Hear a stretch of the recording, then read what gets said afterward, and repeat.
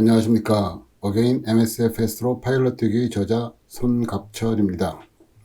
오늘은 풀시머를 위한 제프슨 차트 강좌 중에서 시드 강좌가 되겠습니다. 시드라는 것은 첫 시간에 이제 간략하게 설명을 드렸었는데요. 요 네비그래프의 이 소프트웨어에서는 SID라고 되어 있는 요 분류에 있는 차트들을 말하겠습니다. 시드란 스탠다드 인스트루먼트 디파추어, 표준 계기 출발 절차 정도 되겠습니다. 당연히 계기 비행하는 거고요. 그러니까 계속 말씀드리지만 이 잽슨 차트는 계기 비행용의 차트입니다.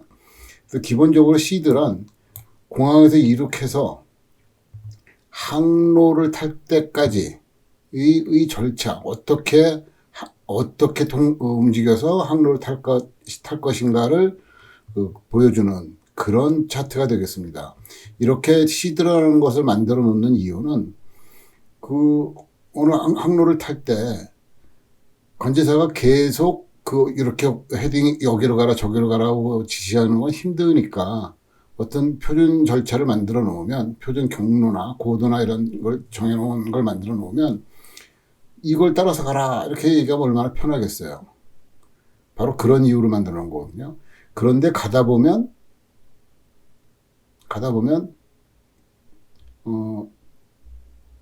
다른 비행기가 있다거나 또 기상 조건이 안 좋다거나 그러면 CD에서 변화를 줄 수는 있겠죠. 그러니까 기본을 만들어 놓고 그 기본에서 변화를 주는 건 얼마든지 가능한 겁니다. 예, 그래서 그런 변화를 당연히 줄 수 있지만, 하지만 어떤 절차를 특별히 그러니까 정해놓으면 관제사와 조종사 사이에 어느 경로로 가는지를 서로 미리 짐작하고 알 수 있으니까 이렇게 시드라는 걸 만들어 놓는 겁니다. 시드는 굉장히 간단한 것부터 상당히 복잡한 것까지도 여러 가지가 있는데요. 우선 지난번에 택시 차트도 원주공항부터 시작해서 봤는데요. 이번에도 원주공항으로 한번 보겠습니다. 원주는 굉장히 간단한 공항이라서 시도도 사실은 간단한 편입니다.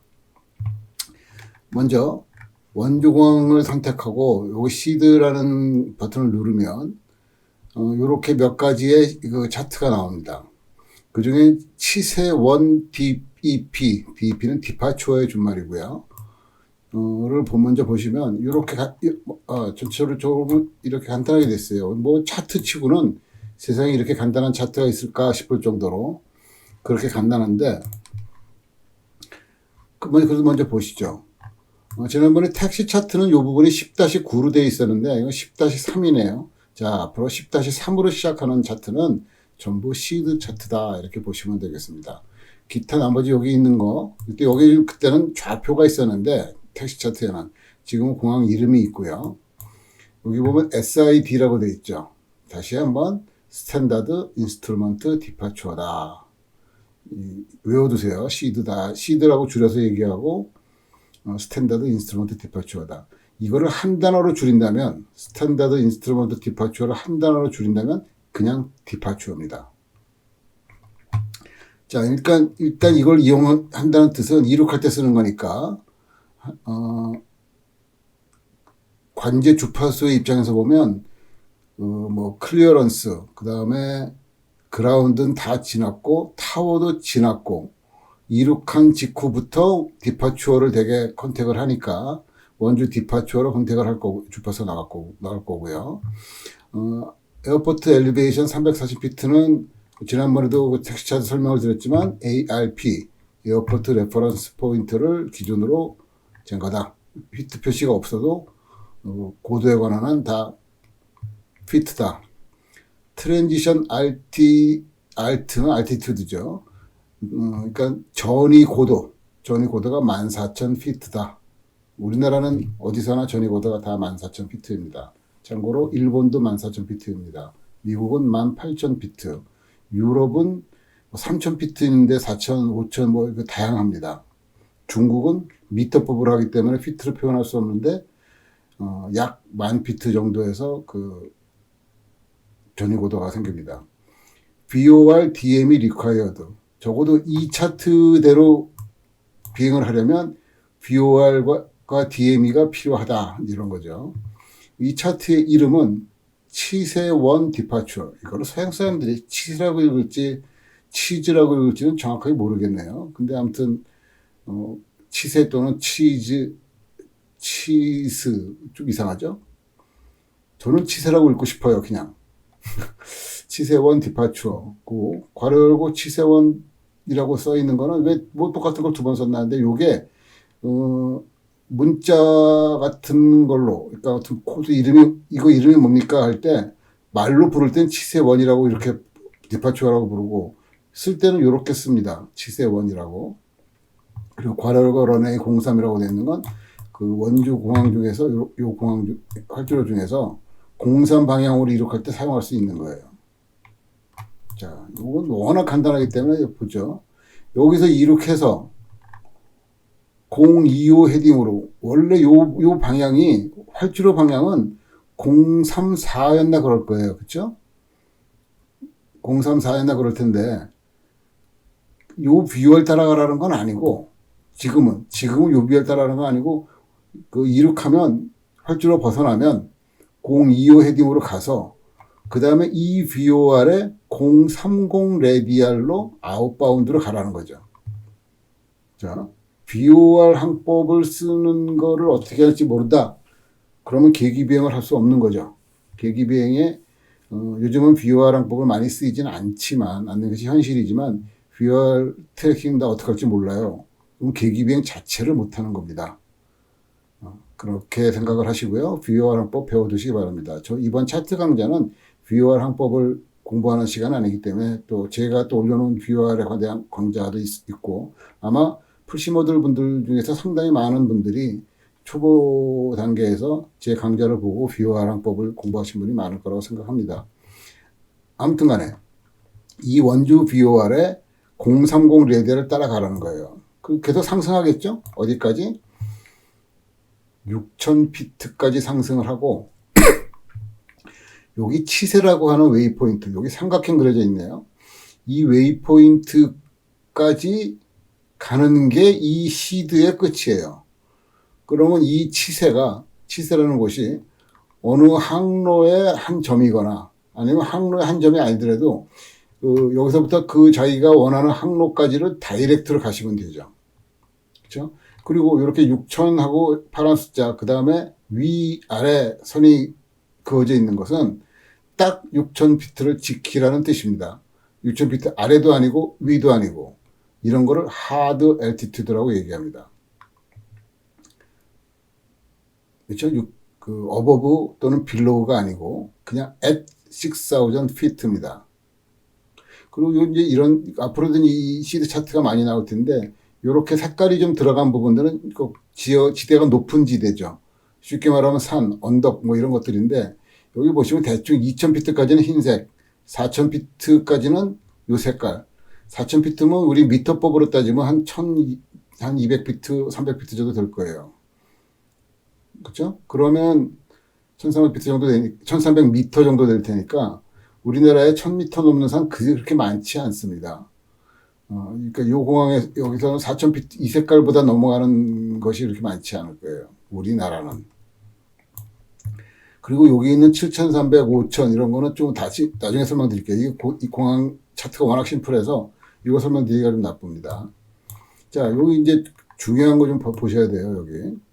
아마 지난번 원주의 택시 차트를 보셨을 때 그 테이크오프 미니멈 있었잖아요. 미니멈 요거 600피트하고 1과 4분의 1 마일 어쩌고 있었는데 이거는 이런데 그때 최소 상승률 미니멈 클라임 오브 어쩌고 노티컬 마일당 490피트 6000피트까지는 적어도 이렇게 가야 된다는 얘기인데 이거 계산하기 어렵잖아요.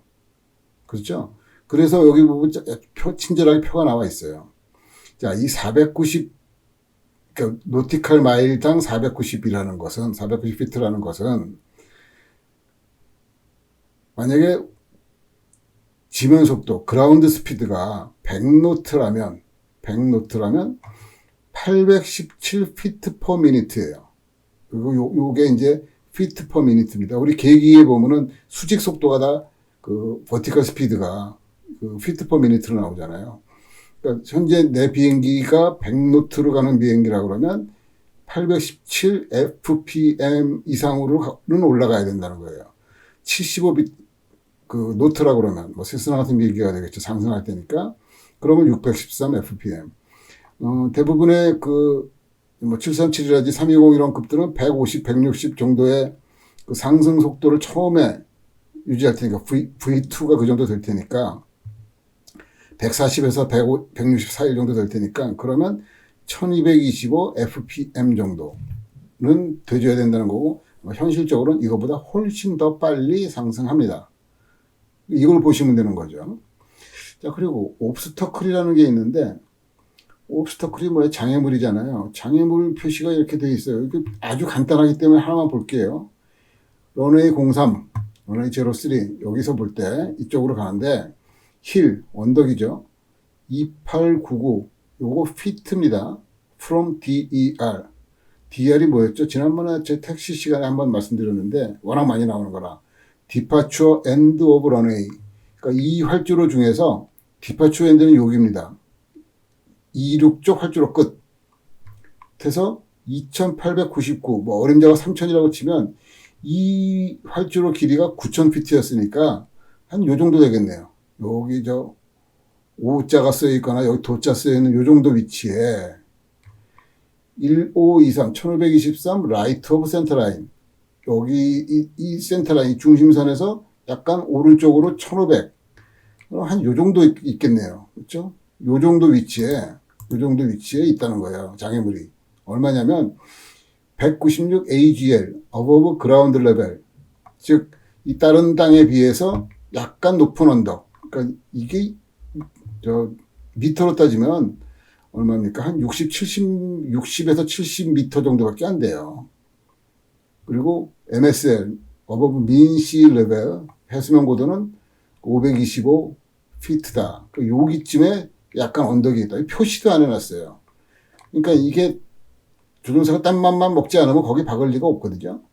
그렇지만 이제 표시해뒀습니다. 그리고 초기 상승. 여기서 지금 이 차트에 나온 거를 말로 설명해 놓은 거예요. 원래 어디까지? 치세까지 가라는 걸. Then direct to in-route fix. 그러니까 이게 in-route fix가 아닐 수 있으니까, 즉 항로에 있는 한 점이 아니니까 아닐 수 있으니까 여기서부터 자기 항로까지는 다이렉트로 가라고. Then direct to in-route fix and climb to assigned altitude. 그 관제해서 지정해주는 고도로 가라 이런 얘기죠. 요 치세라는 점의 위치는 이 VOR 기준으로 030 레디얼에 여기 보면 흐리지만 D10.0이라고 써 있죠. 즉 D10.0 그 DM이 10이 되는 위치를 말하는 거예요. 여기까지 가면 치세까지 간 겁니다. 자, 이렇게 VOR이나 우리나라에서 거의 쓰이지 않지만 NDB를 기준으로 이런 항법 장치를 기준으로 가는 시드를 우리가 컨벤셔널 시드라고 해요. 컨벤셔널 뭐 우리말로 번역하기가 좀 뭐한데 그냥 전통적인 방식의 옛날 방식의 그런 시드입니다. 그리고 컨벤셔널이 아닌 건 뭐가 있느냐? 우리가 RLEV 시드라고 합니다. 여기 RLEV. 그 RLEV는 에어리어 내비게이션이라는 거죠. 그래서 지금 이 차트, 이 치세원 디파추어는 컨벤셔널 시드예요. 컨벤셔널 디파추어예요. 시드는 한 단어로 줄인다면 디파추어라고 그랬어요. 자, 그런데 예를 들면 여기 다음 거 한번 보시면 여기 있는 활주로가 이제 작게 보인다는 얘기는 좀 더 넓은 면적으로 가는 거겠네요. 요걸 보시면 여기에서 여기도 런웨이 03이에요. 03인데 이킬라 1 RLEV 디파처라고 되어 있어요. RLEV 괄호 열고 GNSS라고 되어 있는데 요거 좀 이따 설명드리고요. 혹시 8년 전에 제가 올렸던 풀시모를 위한 항공 차트 강좌 이거를 보신 분들은 이제 벌써 다 이해는 하셨을 거예요. 근데 지금 처음 보시는 분들을 위해서 다 설명을 드리겠습니다.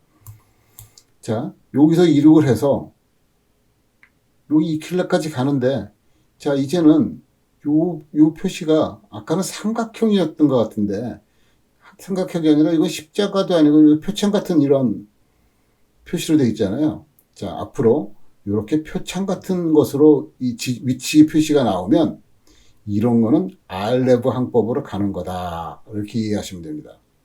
이해하시면이 아니라 실제로 그렇습니다. 이건 알레브 웨이포인트입니다. 이렇게 삼각형으로 되어 있는 것들은 또 여기 있는 삼각형으로 되어 있는 것들은 그 컨벤셔널 웨이포인트입니다. 알레브 웨이포인트가 아니고요. 이거는 요 위치는 VOR로 레디얼과 그 거리, DM의 거리가 표시될 수 있는 그런 겁니다. 이것도 뭐 당연히 여기 이렇게 하면 표시는 될 수 있죠. 하지만 예를 들면 이렇게 가는 걸 생각해 보면 어떤 VOR을 기준으로 갈 방법이 없습니다. 이거 하나는 예를 들면 이 VOR에 뭐 레디얼 얼마에 거리 얼마, 얘도 레디얼 얼마에 거리 얼마 이렇게 생각할 수 있지만 이렇게 가는 건 없잖아요.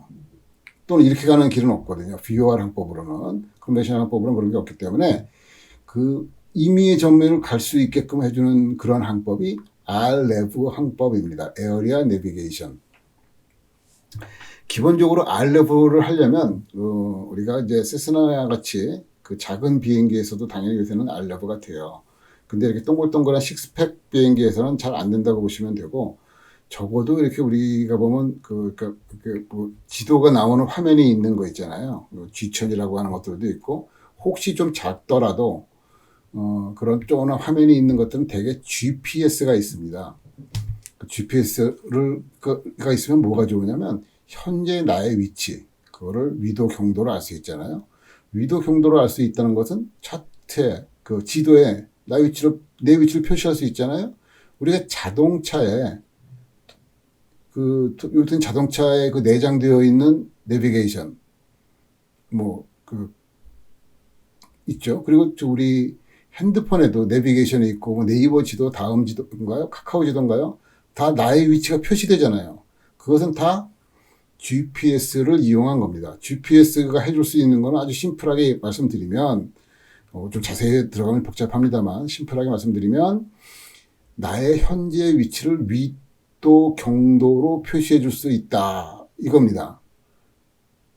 그러면 그걸 알고 있는데 지도도 갖고 있으면 지도 위에 나의 현재 위치를 표시할 수 있겠죠.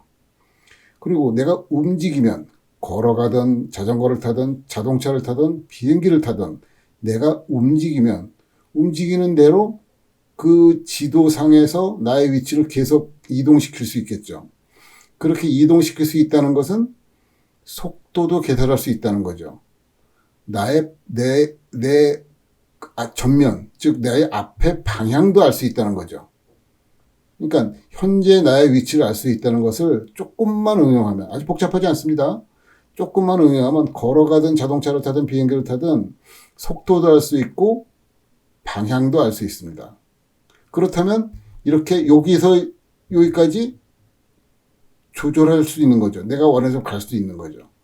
그렇게 가는 방법이 RLEV 항법입니다. 그런데 나의 위치를 알 수 있는 방법이 GPS뿐이냐 하면 그렇지는 않습니다. 세스나 같이 작은 비행기들은 나의 위치를 알 수 있는 방법으로 가장 간단하게 사용하는 것이 GPS고 현실적으로는 99%다 GPS를 씁니다. 그런데 큰 비행기들, 에어라이너 비행기들은 GPS뿐만 아니라 INS 또는 IRS, Inertial Reference System, Inertial Navigation System이라고 하는 그 관성항법 장치를 사용합니다. 그게 GPS보다 조금 더 빠른 동작에 유리하기도 하고요. 그것도 하나가 아니고 두 개, 세 개씩 달아놓고 쓰고요. GPS 두 개, 세 개 있고요. 그러면서 이 주변에 있는 VOR에서부터의 나의 위치 또 알 수 있죠. VOR의 좌표는 당연히 아는 거니까. 데이터베이스가 다 있으니까. 그래서 그 여러 가지 그 측정 장비, 아까 말씀드린 관성항법 장치, IRS, INS, 그 다음에 GPS, 그것도 하나가 아니고 두세 개. 그 다음에 이 VOR과의, 주변에 있는 VOR과의 상대적인 방향과 거리, 이런 걸 가지고 종합적으로 나의 위치를 판단합니다. 그러니까 어느 한 장비만 있어도, 이거 아까 말씀드린 것처럼 하나만 있어도 나의 위치를 알 수 있는데 그것이 하나가 아니고 6개, 7개, 8개, 9개, 뭐 심하면 10개까지 막 들어가요. 그렇게 있으면 좀 더 정확하게 나의 위치를 알 수가 있습니다. 많다고 좋은 걸까요? 사실은 말하면 어떻게 보면 많다고 좋은 건 아니죠. 하나만, 똘똘하도 하나만 있으면 되는 거잖아요. 그런데 모든 장비는 측정 에러라는 게 있거든요.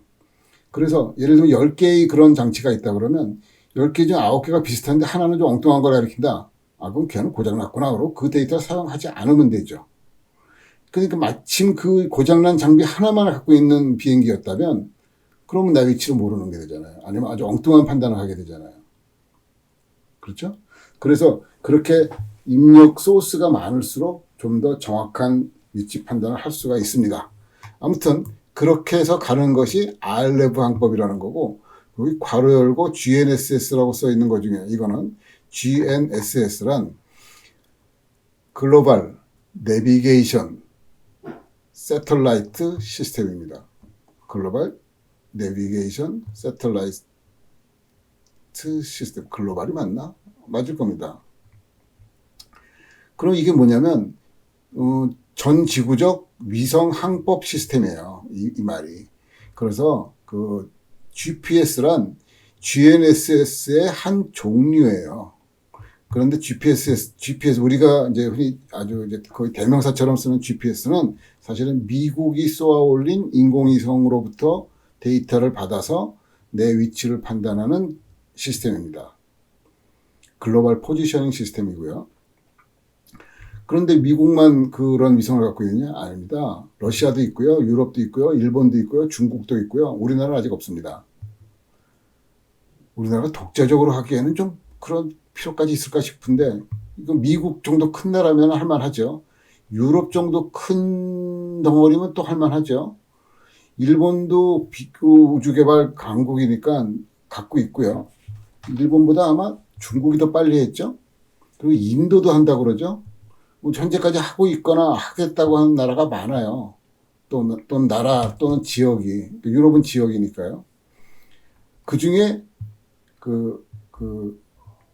GPS는 미국 쏘아 올린 GNSS의 이름입니다. 그렇게 이해하시면 돼요. 그러니까 이거 우리가 GPS를 쓰던 유럽의 갈릴레오라고 하는 그 시스템을 쓰던 중국의 뭐라고 해요? 바이두인가? 중국도 있어요. 그런 걸 쓰던 관계없어요. 뭘 써든 그런 위성 항법 장치를 쓰면 되는 겁니다. 괄호 열고 그런 거고요. 아무튼 그래서 비행기가 RLEV 항법을 할 수만 있으면 되는 겁니다. 자, 아무튼 여기서 보시면 이 길라라는 곳의 좌표를 RLEV 시스템, 나의 GPS가 알고 있기 때문에 그 GPS 시스템이 알고 있기 때문에 GPS로부터 나의 위치를 계속해서 파악해가면서 여기까지 가는 거 어렵지 않겠죠. 자, 그래서 먼저 가는 게 이킬라라고 해서 이 CD의 이름이 이킬라예요. 그런데 그게 이제 이킬라 1, 2, 3, 4 이렇게 앞으로 붙을 거예요. 이게 뭐가 바뀌면 이킬라 2가 됩니다. 뭐 조금이라도 바뀌면. 지금 아마 처음 만든 거라서 이킬라 1이라고 붙인 것 같고, 요게 점선으로 되어 있는 카브 쪽도 있고, 여기 보면 빅시라는 것도 있고, 이게 뭐냐면 먼저 이킬라를 간 다음에 갈라질 수 있어요. 일로도 갈 수 있고 여기로도 갈 수 있고, 그렇죠? 그렇게 가는 거를 우리가 트랜지션이라고 말합니다. 트랜지션. 자, 먼저 어디까지 가고 그게 시드의 이름이 되고, 그 다음에 복수로 갈라지는 것들은 트랜지션이라고 얘기합니다. 그래서 이킬라 1 빅시 트랜지션, 그러면 이킬라워까지 가서 빅시로 가는 경로가 되겠고요. 이킬라 1 카브 트랜지션, 그러면 여기 보면 카브까지 가는 그런 경로가 되겠습니다. 그래서 빅시와 카브는 이킬라 1에서 갈 수 있는 두 개의 트랜지션이 되겠습니다. 그런데 이 카브하고 빅시는 다시 잘 보시면 우리 아까 지도하고 오버래핑 시킨 거예요. 이 투명도를 50% 정도로 한번 만들어 볼게요. 자, 요 원주 공항에서 출발해서 하는 이 아까 여기 빅시라는 거를까지 갔다고 칩시다. 이제 빅시 트랜지션을 하면 여기 있는 이 빅C는 여기 요 약간 가늘게 보이는 선 있죠. 이거는 아까 우리 저 시드 디파처 차트에 없었어요. 이게 지금 항로 차트에서 보이는 선이에요. 이 빅C라는 데가 하나의 웨이포인트입니다. 항로 중에 웨이포인트입니다. 그러면 여기로 가서 여기서 다시 강원 쪽으로 갈 수 있겠죠. 이렇게 다른 항로를 탈 수 있겠죠.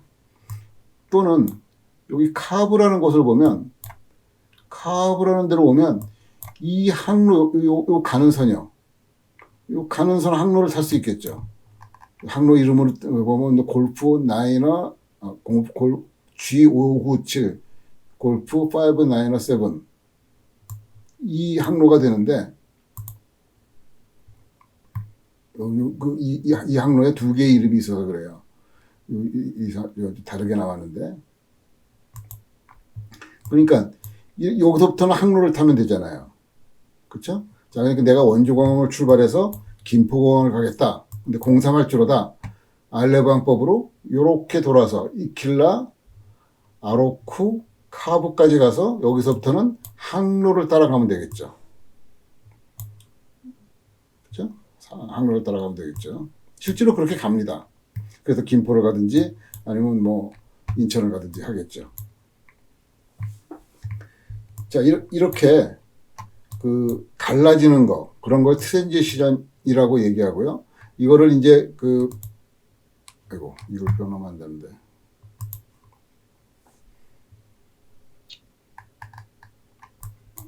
만약에 문자로 쓴다 그러면, 이킬라1, 이름이 이킬라1이니까, 이킬라1.빅C 또는 이킬라1.카브, 이렇게 씁니다. 그러면 누구나 다 알아보는 게 됩니다.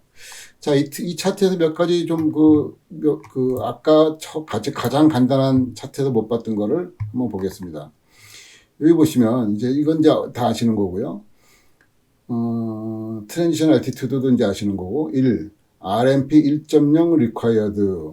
자, 이것도 조금 어려운데, 이 알레브 항법 중에서, 이 알레브 항법은, 이제 비행의 단계, 예를 들면 지금 디파처 단계, 그다음에 인라우트 단계, 어라이벌 단계, 어프로치 단계, 이렇게 비행의 단계에 따라서 내 위치를 파악하는 정밀도를 규정해 놓고 있습니다. 그래서 대개 이 디파처나 어라이벌 때는 RMP 1.0이라는 규정을 해놓고 있습니다. 이게 뭐냐면, 지금 현재 요 경로가 요거잖아요. 이런 것들이 경로잖아요. 내 위치가 이 경로에서 1마일, 1.0이니까, 그 1이라는 숫자 그거예요. 1.0 마일 이상 벗어나지 않겠다는 거예요. 쉽게 말해서. 뭐 좀 더 테크니컬하게 말을 하면 95% 이상의 시간에 1마일보다 크지 않은 오차를 유지하겠다. 뭐 이렇게 얘기하는데, 쉽게 말해서 1마일 이내로 유지하겠다. 이렇게 생각하시면 됩니다. 좀 더 정확한 걸 원하시는 분들은 이제 다른 다큐멘터리를 찾아보시고요. 그다음 이 GNSS required. 그러니까 GPS 있어야 된다는 거예요. 근데 꼭 GPS만 해야 되느냐? 또 우리나라는 뭐 워낙 미국 기술이라든지 의존적이라서 GPS고, 유럽 비행기가 여기 왔다. 근데 우리는 GPS 안 써요. 우리는 갈릴레오 씁니다. 뭐 그러면 뭐 써도 됩니다. 그런데 현실적으로는 다 GPS라고 생각하시면 되고요. 3번. 요거 좀 어려운 얘기예요. DME, ILU, not applicable, not available, 뭐 NA는 그런 뜻입니다. DME가 뭐냐면요. 우리 보통 세스나 같은 비행기에 보면 라디오 항법 장치, 내부가 두 개가 있잖아요. 그 내부 두 개 각각 DME가 하나씩 달려 있으면, 자 보세요. 이 그림엔 없지만 이 근처에 BOR 두 개만 있으면, 어딘가 또 가까운 데 BOR이 있으면, 내가 그 두 개의 DME 거리를 측정하면 예를 들면 내가 여기쯤 있을 때, 또 여기 있을 때 그 거리를 알 수가 있겠죠. 위치를 알 수가 있겠죠. DME 두 개를 가지고 있으면. 그리고 IRU. 아까 IRU가 뭐냐면 Inertial Reference System이라서 IRS 말씀드렸는데, 뭐 같은 겁니다. Inertial Reference Unit. 그러니까 관상호흡 장치. 그걸로는 안 된다는 거예요. 여기는. 왠지는 모르겠어요. 이런 장비만 가지고는 안 된다는 거고요. 실제로 GPS가 없이 요거만 있는 비행기들이 그럼 있느냐? 옛날 비행기들이 있습니다. 옛날 비행기들. 예를 들면 DC-3라든가 뭐 이런 것들이 있을 수 있어요. 근데 여기서는 그런 거 못 받아주겠다 이겁니다. 왜 못 받아주는지까지는 제가 모르겠습니다. 자, 그 다음에 4번. 이거 좀 특이한 건데, 뱅크 앵글 at 이킬라, 아로쿠, 유즈드 23도. 뱅크 앵글을 여기서 왜 정해주는지는 모르겠어요, 사실은.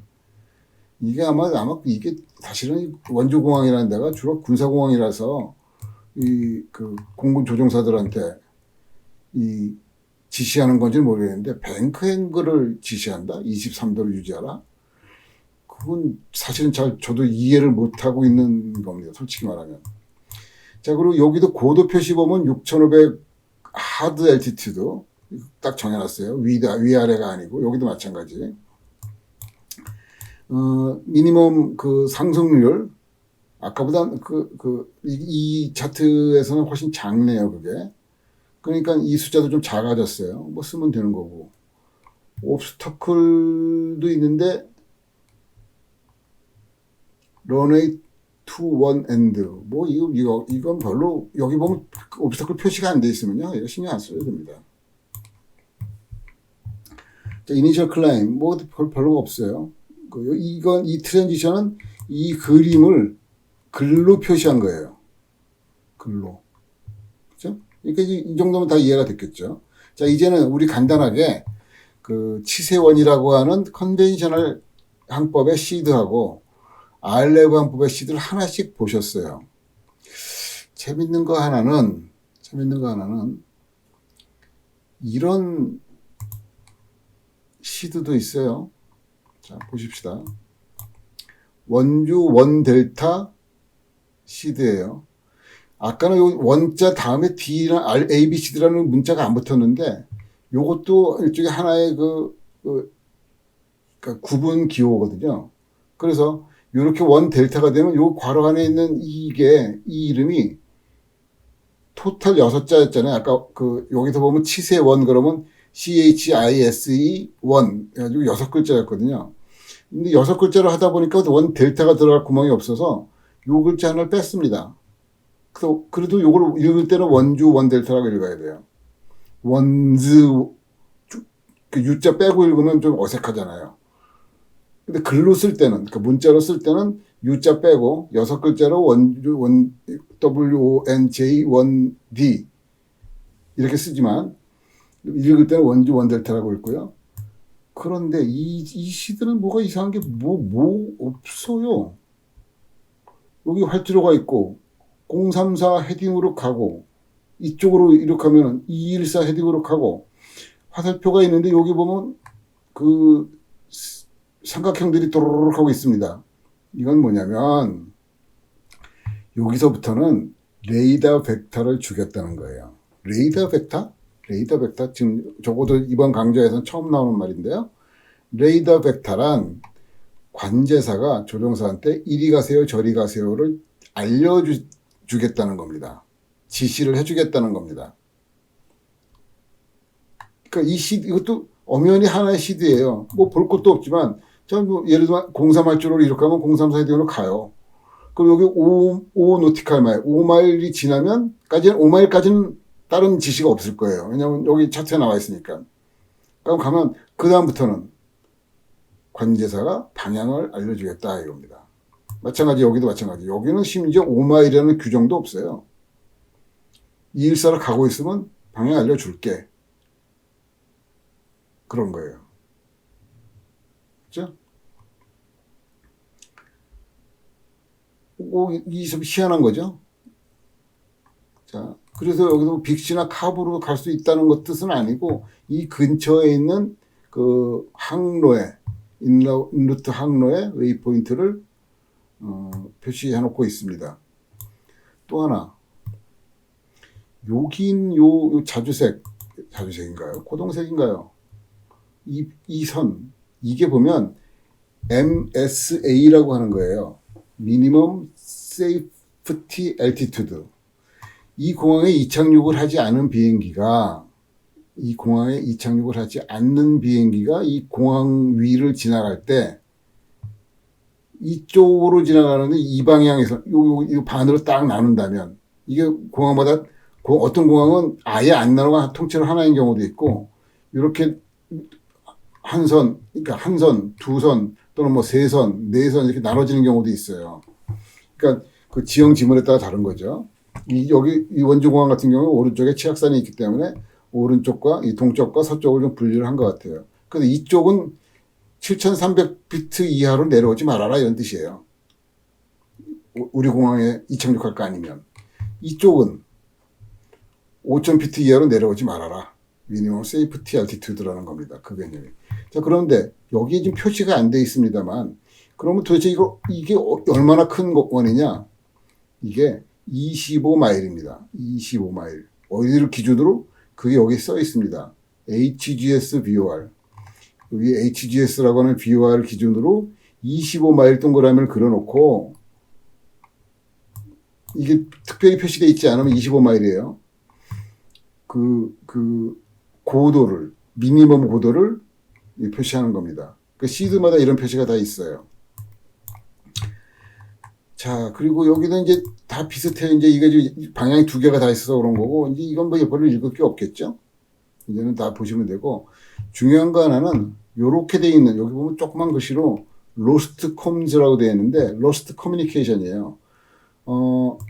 어떤 이유든지 간에, 이루긴 했는데,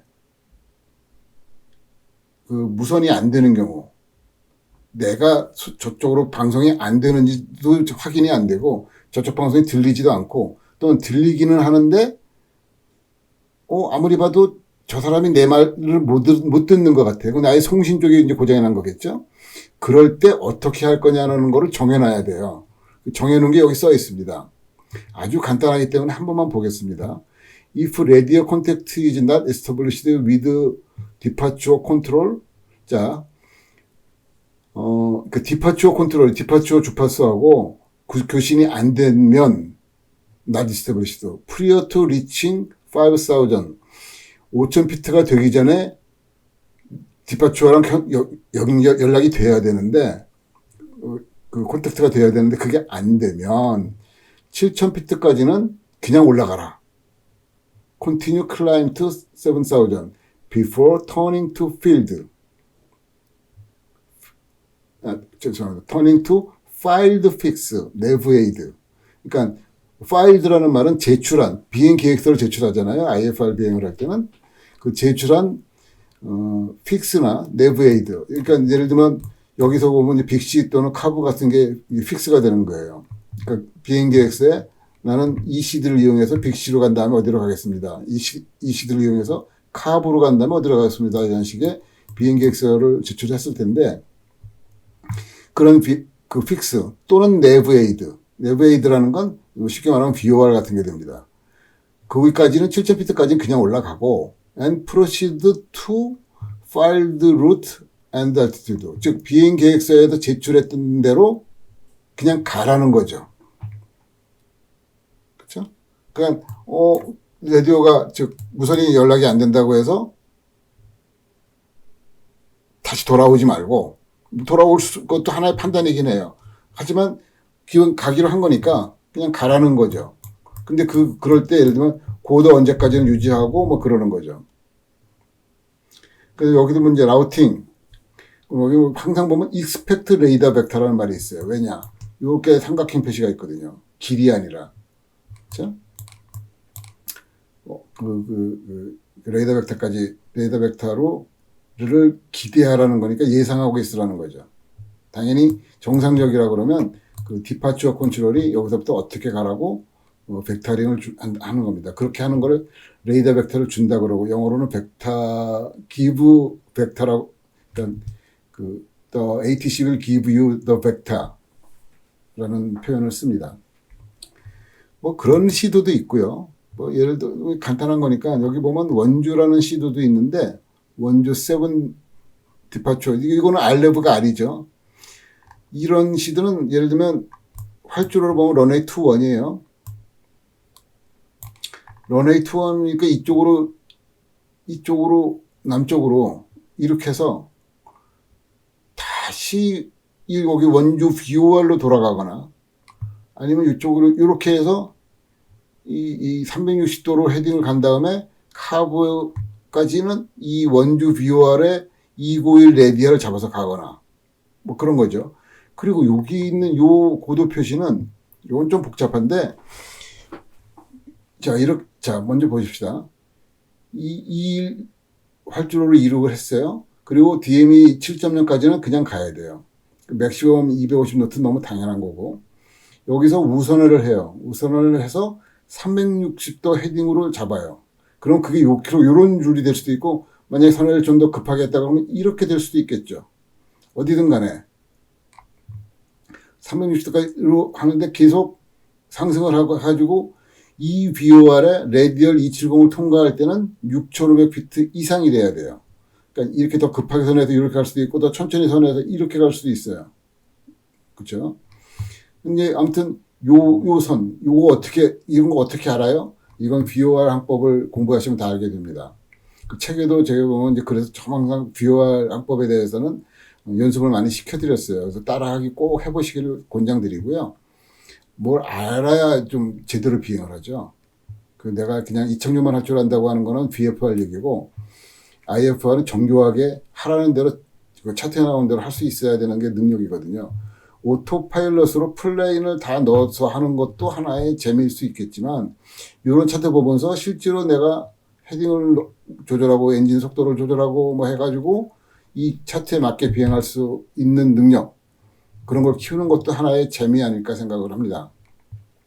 아무튼 요 270 레디아를 통과할 때쯤에 통과하는 시점에서는 적어도 6,500피트 이상이래야 되는 거예요. 고도가 이상. 자 그래서 좀 더 진행한다면은 291 레디알, 291 레디알을 잡아서 아웃바운드로 가면 거기가 카브가 되는 거죠. 그렇죠? 또는 이쪽으로 가면 뭐 비슷한데 이 BOR의 030 레디알을 따라서 가고 그렇죠? 030 레디알을 따라서 가고 여기 D7.5가 되면 요 HGS라고 하는 원주 BOR의 D7.5가 됐을 때 6,500피트를 맞추고 거기서부터는 우선회에서 빅C로 가는 거죠. 이렇게 가는 게 이제 이 시드입니다. 이런 시드예요. 그래서 오늘도 벌써 시간이 꽤 많이 지났으므로 이제 간단하게는 이런 시드가 있다. 시드라는 무엇인가부터 컨벤셔널 시드, RLEV 시드 그리고 이 원주 공항 같이 간단한 공항의 시드들을 알아봤고요. 다음 시간에도 시드 2편이 돼서 좀 이제 큰 공항에서 시드를 어떻게 고르나 또 특이한 시드가 있지는 않을까 이런 것들을 한번 보겠습니다. 다음에는 김포공항과 뭐 제주, 미국이나 유럽에 좀 특이하게 좀 보여드리고 싶은 것들 그런 시드들을 보겠습니다. 여러분 들어주셔서 감사합니다. 손갑철이었습니다.